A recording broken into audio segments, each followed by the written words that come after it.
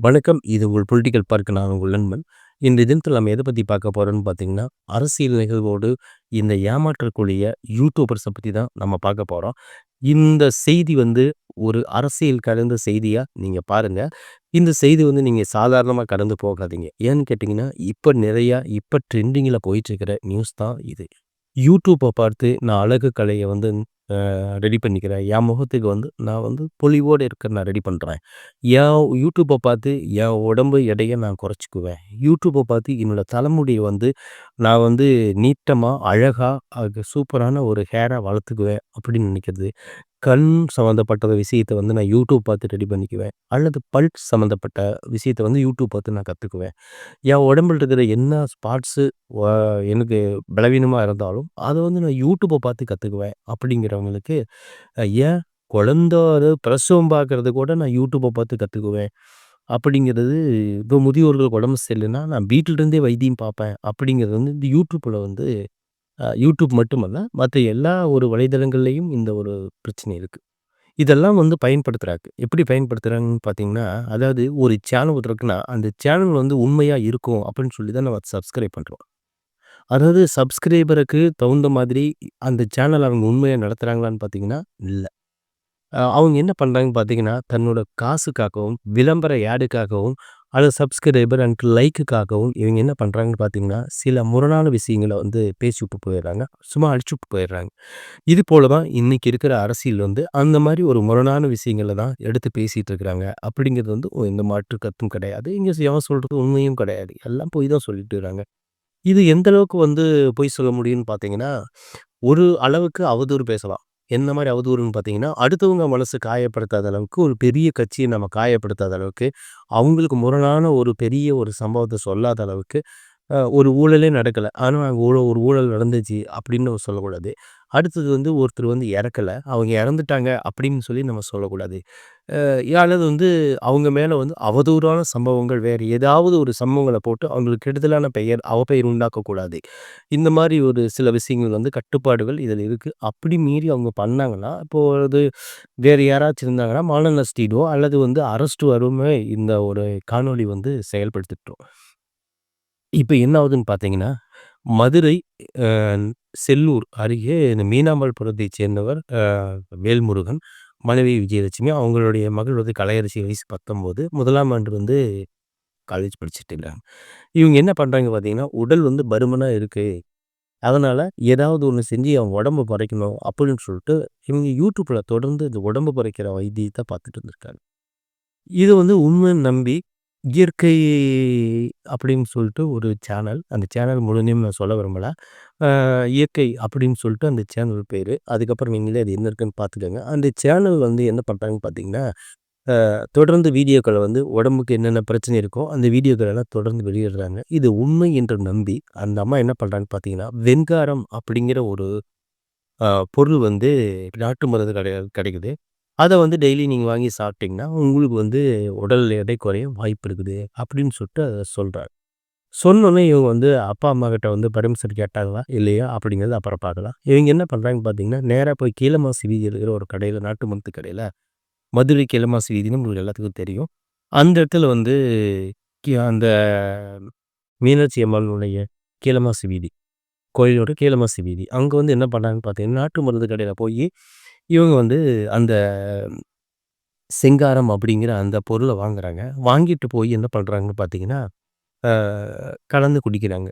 அது எதுக்கு அந்த செங்காரம் பயன்படுதுன்னு பார்த்தீங்கன்னா, அதாவது வாய் கொப்பளிக்கிறதுக்கு அது பயன்படுது. அது வந்து கெமிக்கலும், உப்பும் கலந்த ஒரு மிகப்பெரிய இந்த சோப் தூள்ல தயாரிக்கிறாங்க பார்த்தீங்களா, அந்த மாரி சம்பவத்தில அது பயன்படுத்துவாங்க அந்த செங்காரம் அப்படிங்கிறது.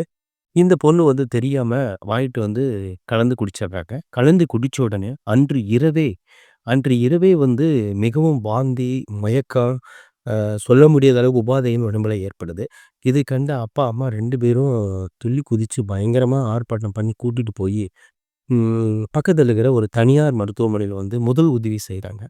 முதல் உதவி செஞ்ச உடனே அந்த பொண்ணு என்ன பண்றாங்கன்னு பார்த்தீங்கன்னா, ஓரளவுக்கு நார்மலா இருக்கிறாங்கன்னு தெரிஞ்சுக்கிட்டு வீட்டுக்கு கூட்டிட்டு வராங்க. வீட்டுக்கு கூட்டிட்டு வந்தோனே, அன்று இரவே மீண்டும் வந்து அவங்களுக்கு வந்து இந்த வாந்தி, பேதி, மயக்கம் வந்து ஏற்படுத்தும். ஏற்பட்ட உடனே இவங்க என்ன பண்றாங்கன்னு பார்த்தீங்கன்னா, அதாவது அ அ அந்த பொண்ணு மீண்டும் கூட்டிட்டு மதுரை அரசு ஹாஸ்பிட்டலுக்கு வந்து கூட்டிட்டு போறாங்க. கூட்டிட்டு போயிட்டு அங்க செக் பண்ணும்போது, ஏற்கனவே அந்த பொண்ணு இறந்துட்டாங்க அப்படிங்கிற ஒரு துக்க செய்திய அப்பாவும், அம்மாவுக்கு சொல்லிக்கிறாங்க. அவங்க அப்பா கதறத கண்கொண்டு பார்க்க முடியல. ஏன்னு கேட்டீங்கன்னா, இந்த மாதிரி வந்து யாரும் நம்பாதீங்க. இந்த மாரி வந்து யாருமே நீங்க வந்து இந்த மாரி விஷயத்துக்கு முன்னுரிமை குடுக்காதீங்க. அப்படின்னு சொல்லிட்டு அந்த பொண்ணோட அப்பா வந்து ரொம்ப கதறி அழுவுறத வந்து நம்மளால பார்க்க முடியல. ஏன்னு கேட்டீங்கன்னா, இந்த மாரி ஒரு சம்பவங்கள் வந்து நெறைய நடக்குது. இப்போ சமீபத்தில Instagramல கூட ஒரு சம்பவம் நடந்துச்சு. என்னன்னு பார்த்தீங்கன்னா, அது கொடுவாள் அன்பு அப்படிங்கிற ஒரு 15 வயசு பையன் வந்து, அதாவது வந்து எல்லாத்துக்கிட்டயும் பணம் வாங்குறான். எதுக்கு வாங்குறான்னு பார்த்தீங்கன்னா, அவன் வந்து ஒரு அ வட்டிக்கு பணம் நான் குடுக்குறேன். நீங்க ரூ. 1000 கட்டுனீங்கன்னா, நான் வந்து ரூ. 16,000 தரேன். அப்படிங்கிற மாதிரி வந்து அவன் என்ன பண்ணான்னு பார்த்தீங்கன்னா, இந்த மாரி ஒரு பெரிய ஸ்கேம் பண்ணி, அ கிட்டத்தட்ட ரூ. 20,00,000 மேல வசூல் பண்ணிக்கிறான் ஆளுங்கிட்ட. Instagram செலிபிரிட்டியா இருக்கக்கூடிய அவன். அவன நம்பி ஒரு ரூ. 20,00,000 குடுத்துருக்காங்களா, இவங்க எப்பேர்ப்பட்ட ஆளுங்களா இருப்பாங்கன்னு நீங்க யோசனை பண்ணுங்களேன். அவன் அத வாங்கி, தார் கார் வாங்கி தன்னோட அம்மாவுக்கு பரிசா குடுக்குறான். அந்த காரோட ரேட் கிட்டத்தட்ட வந்து பார்த்தீங்கனாலும், ஒரு ரூ. 15,00,000 மேல இருந்தாலும் கம்மியா இருக்காது. அந்த மாரி ஒரு கார் வாங்கி பிரசன்ட் பண்றான். சரி ஓகே. அப்படின்னு சொல்லிட்டு என்ன பண்றான்னு பார்த்தீங்கன்னா, அவன வந்து மக்கள்லாம் சரி ஓகே. நீ இப்படி பண்றியான்னு சொல்லி கேட்டுட்டு திரும்பி கேட்கங்காட்டியும், அவன் அந்த பணத்த திருப்பி குடுக்க முடியாம, கொஞ்சம் கொஞ்சமா, கொஞ்சம் கொஞ்சமா அந்த பணத்த வந்து அவங்களுக்கு ரிட்டர்ன் பண்றேன் அப்படின்னு சொல்லுங்கிற பேர்ல, இவன் என்ன பண்றான்னு பார்த்தீங்கன்னா, ஏமாற்றப்பட்ட ஒரு 1000 பேத்த ஏமாத்திருந்தான்னா, ஒரு 10, 20 பேத்துக்கு வந்து காச திருப்பி குடுக்க முயற்சி பண்ணிக்கிறான். இப்ப இது வந்து ஸ்கேம் பண்றதுக்கு இங்க மட்டும் இல்ல. எல்லா இடத்துலயும் வந்து ஸ்கேமர்கள் நெறைய பேர் இருக்கிறாங்க. அவங்க கிட்ட இருந்து தப்பிச்சு நீங்க வந்து ஊடகங்கள்ல நீங்க எந்த அளவுக்கு கரெக்ட்டா இருக்கிறீங்களோ, அந்த அளவுக்கு வந்து நாம இதுல சேஃப்டியா இருக்கலாம். நீங்க ஒரு லெவலுக்கு மேல ஒருத்தர் நம்புனீங்கன்னா, அவங்க என்ன பண்ணுவாங்கன்னு பார்த்தீங்கன்னா, உங்களோட நம்பிக்கைய வந்து பணமா மாத்தலாம். அல்லது வந்து வேற ஏதாவது ஒரு விஷயமா மாத்தலாம் அப்படின்னு சொல்லிட்டு அவங்க யோசிப்பாங்க இல்லையா? அதனால தான் நீங்க என்ன பண்றீங்கன்னு தெரியுமா? இப்ப ஒரு சாதாரண ஒரு சம்பவம். அது என்ன சம்பவம்னு பார்த்தீங்கன்னா, இப்ப விஜயன்னு எடுத்துக்கலாம் நம்ம அரசியல்ல. அவரு வந்து இப்ப ஒரு சிபிஐ கேஸ் அது இதுன்னு போயிட்டுருக்காரு. அல்லது வந்து ஜனநாயகன் படம் ரிலீஸ் ஆகல. Okay right.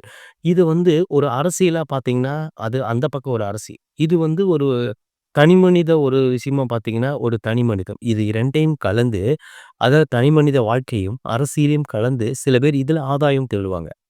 அ இதுல ஆதாயம் தேடுறது எப்படின்னு பார்த்தீங்கன்னா, அது வந்து அ திட்டி சில பேர் போடுவாங்க. சில பேர் பாராட்டியும் போடுவாங்க. ஒருவேள பாராட்டுறாங்களே அப்படின்னு சொல்லிட்டு அவங்க உண்மையா இருப்பாங்கன்னு பார்த்தீங்கன்னா, இருக்க மாட்டாங்க. ஒருவேள திட்டி போடுறாங்களே இவங்க உண்மையா இருப்பாங்கன்னு பார்த்தீங்கன்னா, இவங்களும் உண்மையா இருக்க மாட்டாங்க. அந்த நேரத்தில அந்த வியூஸ் வாங்குறதுக்கும், அந்த சப்ஸ்கிரைபர் வாங்குறதுக்கும், அந்த நேரத்தில பணம் சம்பாதிக்கிறதுக்கும் வந்து உபயோகப்படுத்திக்குவாங்க. இது போல தான் இங்க இருக்கிற வலைதளங்கள் எல்லாமே. நீங்க எதையுமே டாக்டர் கிட்ட அதாவது மருத்துவர்கிட்ட நீங்க கன்சல்ட் பண்ணாம, ஒரு சின்ன மாத்திரைய நீங்க வந்து YouTubeல பார்த்து எடுத்து சாப்பிடுறது கூட மிகப்பெரிய தப்பு தான். இதுவும் போல நெறைய இடத்துல நீங்க பார்த்துருக்கலாம். என்னன்னு பார்த்தீங்கன்னா, அதாவது வந்து அ ஒரு எப்படி சொல்றது? அ ஒரு பெண்ணு பிரசவம் பார்க்கிறதுக்காக YouTubeப பார்த்து பிரசவம் பார்த்து அந்த குழந்தையும், அந்த பொண்ணும் இறந்துட்டாங்க. அப்படிங்கிற செய்தி நீங்க பார்த்துருப்பீங்க. அடுத்தது வந்து YouTubeப பார்த்து நான் இந்த மாரி ஒரு இடத்துக்கு அ ஏமாந்துட்டேன். இந்த மாரி பணத்த ஏமாத்திட்டாங்க அப்படின்னு சொன்னா, இது YouTube காரணம் கிடையாது. ஃபர்ஸ்ட்டு நான் சொல்லிர்றேன். ஏன்னு கேட்டீங்கன்னா, நீங்க எல்லாத்துக்குமே YouTube தான் காரணம்னு நினைக்காதீங்க. அத பயன்படுத்தக்கூடிய மக்கள் தான் காரணம். அவங்க எந்த மாரி பயன்படுத்துறாங்க அப்படிங்கிறது முழுமையா பாருங்க. ஏன்னா, அவங்க உண்மைய சொல்றாங்களா, பொய் சொல்றாங்களா அப்படிங்கிறது நம்மளுக்கு எதுவுமே தெரியாது. ஏன்னு கேட்டீங்கன்னா, இங்க சம்பாதிக்க மட்டும் தான் வந்திருக்கிறாங்க. இங்க யாரும் வந்து யாருக்கும் உதவியோ அல்லது நன்மையோ செஞ்சு அதாவது வந்து ஒரு வேள சாப்பாடு வாங்கி குடுத்தா கூட, அது வந்து "மண்ணிலே ஈரமுண்டுன்னு" ஒரு சாங்க போட்டு, அதுக்கு ஒரு 15,000 லைக், 20,000 லைக் வாங்குறதுக்கு தான் இங்க இருக்கிறானுங்க தவிர, அந்த சாப்பாடு வாங்கி குடுத்தது நான் தான் தெரியக்கூடாதுன்னு நினைக்கிறதுக்கு இங்க ஆள் கிடையாது. அதனால நீங்க எந்த விஷயத்த எடுத்துக்கிட்டாலும், அந்த விஷயத்த வந்து அவங்க வந்து காசா அல்லது வந்து நம்மளுடைய கெப்பாசிட்டி இப்ப நம்ம செலிபிரிட்டி ஆகணும் அப்படிங்கிற ஒரு காரணத்த உயர்த்துற அ அ அதுக்காக தான் அவங்க செய்றாங்க அப்படிங்கிறத சொல்ல வரேன். இப்போ வந்து அ பாலா உங்களுக்கு தெரியும். கேப்போய் பாலா அவங்களும் தெரியும். நான் ஆம்புலன்ஸ் வாங்கி குடுத்தேன் அப்படின்னு சொல்லிட்டு அ ஏமாத்துனாரு. எல்லாத்துக்கிட்டயும் வந்து இந்த தேவையில்லாத ஸ்பேர் பார்ட்ஸ் எல்லாம் ஆம்புலன்ஸ் வாங்கி குடுத்து ஏமாத்திட்டாரு அப்படின்னு சொல்லிட்டு ஒரு சில குற்றச்சாட்டுகள் இருக்குங்க. அது ஒரு டைம் வலம் வந்துச்சு. அ அதுபோல சின்ன சின்ன விஷயங்கள் வந்து நம்ம என்ன பண்றோம், இவங்க நல்லவங்களா இருப்பாங்களா அப்படின்னு நம்ம யோசிப்போம். ஆனா அவங்க நல்லவங்களா இருக்கணும்னு அவசியம் இல்லைல்ல. சரி நம்ம இதற்கு நாம கரெக்ட்டா இருந்துட்டா எல்லாமே கரெக்ட்டு. ஓகே அந்த மாணவிக்காக நாம எல்லாரும் வந்து பரிதாபப்பட தான் முடியும். ஏன்னு கேட்டீங்கன்னா, அதாவது டாக்டர கன்சல்ட் பண்ணாம, நீங்க எந்த மாத்திரை மருந்தும், எந்த ஒரு உபாதைக்கான ஒரு தீர்வான ஒரு மருந்தும் நீங்க தயவுசெய்து பயன்படுத்தாதீங்க. அப்படின்னு சொல்லிட்டு இது ஒரு அவேர்னஸ் வீடியோவா நான் பதிவிடுறேன். நன்றி. வணக்கம்.